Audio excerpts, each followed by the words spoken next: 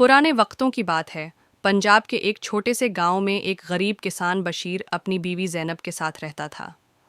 बशीर नहायत मेहनती, दियानतदार और नेक दिल इंसान था। वो दिन भर खेतों में काम करता और रात को अल्लाह के हुजूर इबादत करता। मगर उसकी ज़िंदगी में हमेशा मुश्किलात ही रही थीं। कभी बारिश वक्त पर न होती, कभी फसल ख़राब हो जाती और कभी माली हालात इस कदर बिगड़ जाते कि घर में फाकों की नौबत आ जाती। इन सब के बावजूद बशीर नेकी और नमाज का दामन नहीं छोड़ता था। एक दिन सख्त परेशानी में वो गांव के नेक आलम मौलवी इस्माइल साहब के पास गया और शिकायत करने लगा। मौलवी साहब, मैं जितनी मेहनत करता हूँ इतनी ही मुसीबत आती है, क्या मेरी किस्मत ही ख़राब है? मौलवी साहब ने मुस्कुराकर जवाब दिया, बशीर, अल्लाह अपने ख़ास बंदों को आज़माता है। सब्र और नेकी से कभी मुना न मोड़ो, क्योंकि अल्लाह सब्र करने वालों के साथ है, और जो लोग तकव्वी अख्तियार करते हैं, अल्लाह है उनके लिए ऐसे रास्ते बनाता है जो वो सोच भी नहीं सकते। कुछ दिन बाद बशीर खेत से वापस आ रहा था जब रास्ते में एक ज़ख्मी मुसाफिर को पाया।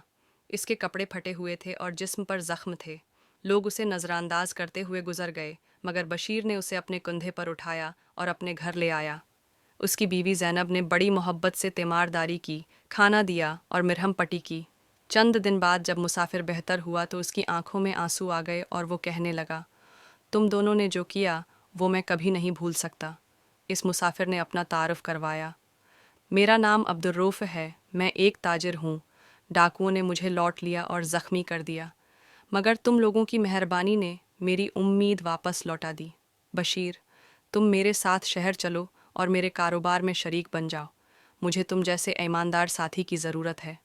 बशीर ने पहले हचकचाहट महसूस की, मगर मौलवी इस्माइल से मशूरा करने के बाद ये मौक़ी कबूल कर लिया।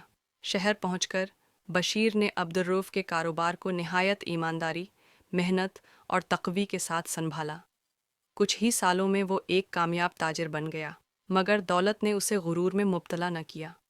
इसने गरीबों के लिए दस्तरख्वान खलवाया, यतीम बच्चों की तालीम का बंदोबस्त किया और एक मदरसा भी बनवाया।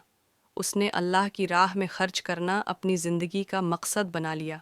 एक दिन बशीर वापस गांव आया, मौलवी साहब से मिला और उनके कदमों में बैठकर रोते हुए कहा, मौलवी साहब, आपकी बात सच साबित हुई। मेरी किस्मत ने तब बदलना शुरू किया जब मैंने सब्र, नेकी और सच्चाई को नहीं छोड़ा। मौलवी साहब ने उसके सिर पर हाथ रखते हुए कहा, बशीर, किस्मत का खेल वही जीतता है जो अल्लाह की रज़ा में राज़ी रहता है।